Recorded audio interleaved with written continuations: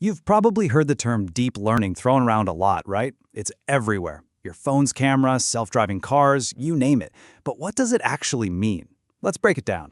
Yeah, it's one of those buzzwords that gets used constantly, but the real meaning can be kind of fuzzy. So today we're going to clear all that up. We're going to get right to the heart of what deep learning is all about. Okay, so to really get a handle on deep learning, we actually need to take a step back first. We need to look at the bigger picture, the family it belongs to, which is the world of machine learning. So what is machine learning?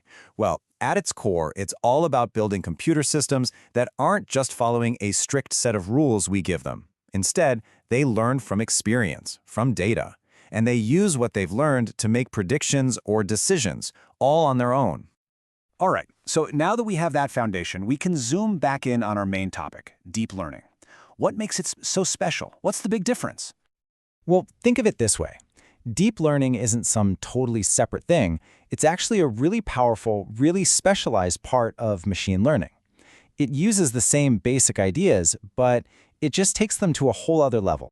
And here's the secret sauce, the main idea. It's a type of machine learning that's designed to mimic the way the human brain is structured, with neural networks. That's where the deep part of the name comes from. It refers to all the layers of these artificial neurons stacked one on top of another. This layered structure lets them learn incredibly complex patterns, kind of like how our own brains work. And I really want to emphasize that phrase, inspired by. That's the whole ballgame right there.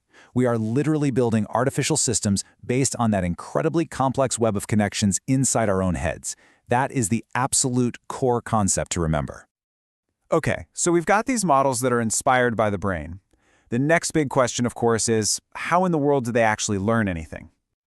It's definitely not magic. It's a process, and it really boils down to two main approaches based on one simple question. Do we give the computer the answers beforehand, or do we just let it figure things out for itself? So those two approaches have names, supervised learning and unsupervised learning. And the huge difference between them comes down to just one thing, labels. In other words, is the data we feed the model already labeled with the right answers, or is it just a big jumble of raw information? Let's make this super simple. We'll use a classic example, training a computer to tell the difference between a picture of a cat and a picture of a dog. Okay, with supervised learning, we act like a teacher. We show the computer thousands of photos, and for every single one, we tell it the answer. We say, this is a cat. This is a dog. This one's a cat too. We give it all this labeled data, and it starts to learn the patterns that make a cat and a dog a dog. Now, unsupervised learning is the total opposite. We just dump a giant pile of photos on the computer with zero labels. We basically say, here you go, figure it out. The model then has to look for patterns on its own and might start grouping the images into, say, two different clusters that seem similar without ever knowing that we call one group cats and the other dogs. So we've got these powerful ways for them to learn. But what do we actually call the things that are doing the learning? What's the technical name for this artificial brain we keep talking about? Well, you can probably guess that the official name ties right back to that whole idea of mimicking the brain.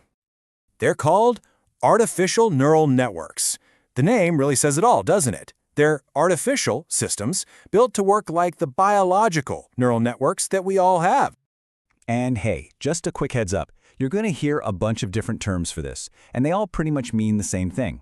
So if you hear someone say model, net, neural net, or the whole long artificial neural network, just know they're all talking about the same basic idea.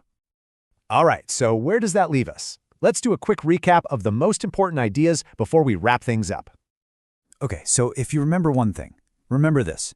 Deep learning is all about using these brain-inspired networks with all their layers to find patterns in data. And it can do that either with our help, that's supervised, or completely on its own, that's unsupervised. And that right there is why this stuff is so exciting, We're not just building calculators anymore. We're building tools that can learn in a way that feels a lot like how we learn. It really makes you wonder, right? If we can build artificial networks that learn like a brain, what are the big questions we're going to ask them to solve next? What incredible problems are on the horizon? Thanks so much for joining me for this explainer.